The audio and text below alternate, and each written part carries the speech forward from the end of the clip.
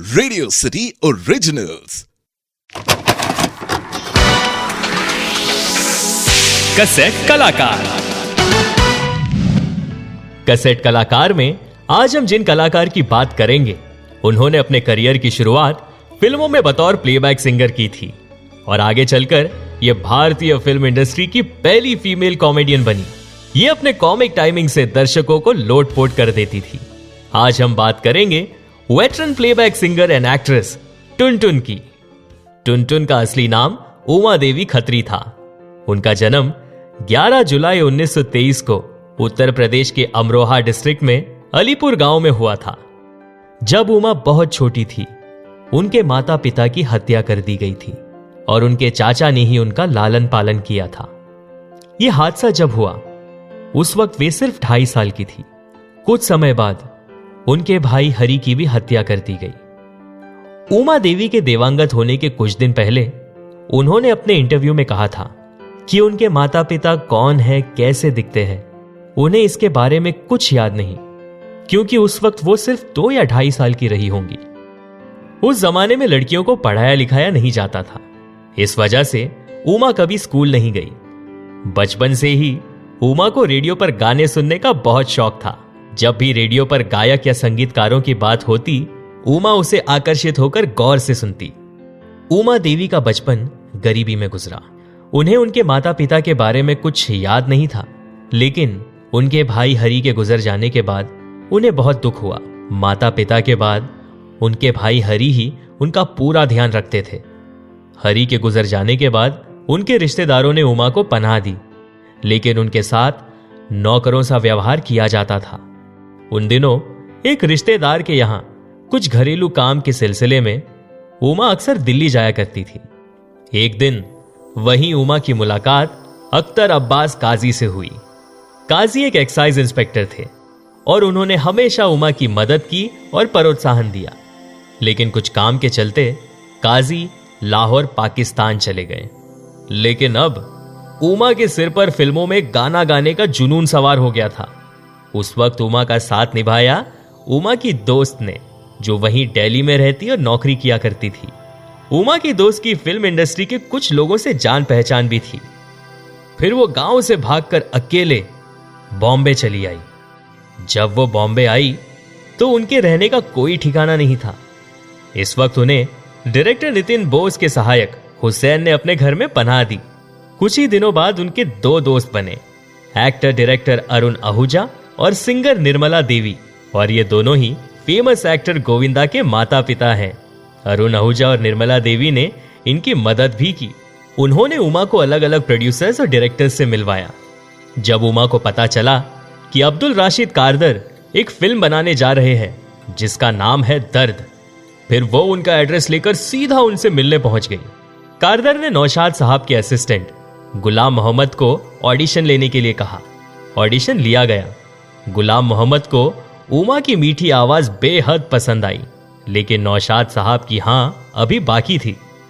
और फिर उमा सीधे नौशाद साहब के घर पहुंच गई और उनका दरवाजा खटखटाया। नौशाद साहब ने जैसे ही दरवाजा खोला तो उन्होंने सीधा पूछा कि वो उन्हें मौका देंगे या फिर वो समुंदर में कूद जाए। नौशाद साहब उमा की गाने के प्रति दीवानगी देखकर आश्चर्य में पड़ गए और नौशाद साहब ने उमा को मौका दे दिया। जब गाने की रिकॉर्डिंग शुरू हुई तो उनका गाना स्टूडियो में बैठे लोगों को बेहद पसंद आया और उन्हें 500 रुपया प्रति महीने में रख लिया गया। इस तरह से फिल्म दर्द बतौर सिंगर उनकी पहली फिल्म रही। इस फिल्म में उन्होंने 4 गाने गाए। आज मची है धूम, बेताब है दिल, अफसाना लिख रही हूं, ये कौन चला, ये सारे गाने बहुत हिट रहे। अफसाना लिख रही हूं इस गाने ने बहुत प्रसिद्धि बटोरी। उमा के गाने पाकिस्तान में भी मशहूर होने लगे। जब उनके ये गीत अख्तर अब्बास काजी के कानों तक पहुंची तो काजी उमा से मिलने के लिए उत्सुक हो गए। फिर क्या था, काजी पहले से ही उमा के सपनों को साकार करने में उनकी मदद करना चाहते थे, लेकिन काम के सिलसिले में वो लाहौर चले गए। इस बार उन्होंने तय कर लिया था कि वो उमा से प्यार का इजहार करेंगे और उनसे शादी करेंगे। सन 1947 में उमा और काजी ने शादी कर ली। उमा काजी को प्यार से मोहन बुलाती थी। आगे चलकर उनके कई और हिट गाने आए। उन्होंने जेमिनी फिल्मों के लिए कई बेहतरीन गाने गाए। सन 1949 में आई फिल्म महल के लिए उमा ने आएगा आने वाला गाना गाया था, लेकिन उमा का करदार स्टूडियो के साथ कॉन्ट्रैक्ट था और वो उनके अलावा और किसी के लिए नहीं गा सकती थी।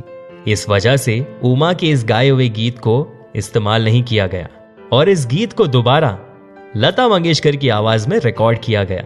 समय के साथ साथ उमा ने 45 गाने गाए थे।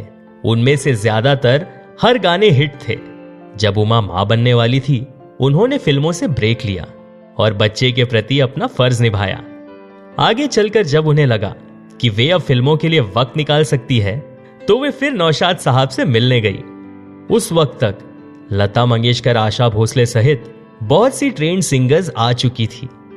फिर नौशाद साहब ने उमा से कहा, बहुत वक्त बीत चुका है, अब सारे सिंगर्स संगीत की शिक्षा लेकर आए हैं। नौशाद साहब ने उमा से कहा कि उन्हें फिल्मों में गाना छोड़ अभिनय की ओर जाना चाहिए। इस पर भी उमा ने उनसे अपने अंदाज में कह दिया कि वो अभिनय करेंगी तो दिलीप कुमार के साथ फिल्मों में एंट्री करने का मौका मिले तो ही करेंगी। फिल्म बाबुल में उन्होंने दिलीप कुमार के साथ काम किया और उमा को टुनटुन नाम देने वाले शख्स और कोई नहीं बल्कि खुद दिलीप कुमार ही थे। इसी फिल्म के दौरान उनका नाम टुनटुन रखा गया और आगे चलकर यही नाम दर्शकों के दिल में बस गया। फिर वो भारत की पहली हास्य कलाकार बनी। वैसे तो बाबुल फिल्म में इनका रोल छोटा सा था, लेकिन दर्शकों ने टुनटुन को बेहद पसंद किया। फिर उन्होंने बतौर एक्टर कई फिल्म्स की, जैसे Aar Paar, Mr and Mrs 55, Pyaasa, नमक हलाल और अन्य फिल्में। 60 और 70 के दशक में वो लगभग कई फिल्मों में बतौर कॉमेडियन नजर आई।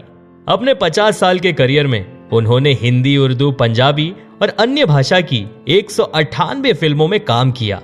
इनकी कई और कॉमेडियंस के साथ जोड़ी बनाई गई, जैसे भगवान दादा, जॉनी वॉकर, केशव मुखर्जी और अन्य कलाकार। टुनटुन के 4 बच्चे थे। 23 नवंबर 2003 को टुनटुन हमारे बीच नहीं रही, लेकिन उनकी अदाकारी, उनका अभिनय हमेशा उनके दर्शकों के बीच, उनके दिलों में बनी रहेगी। तो ये थी कहानी टुनटुन की। आप सुन रहे थे कैसेट कलाकार, ओनली ऑन रेडियो सिटी।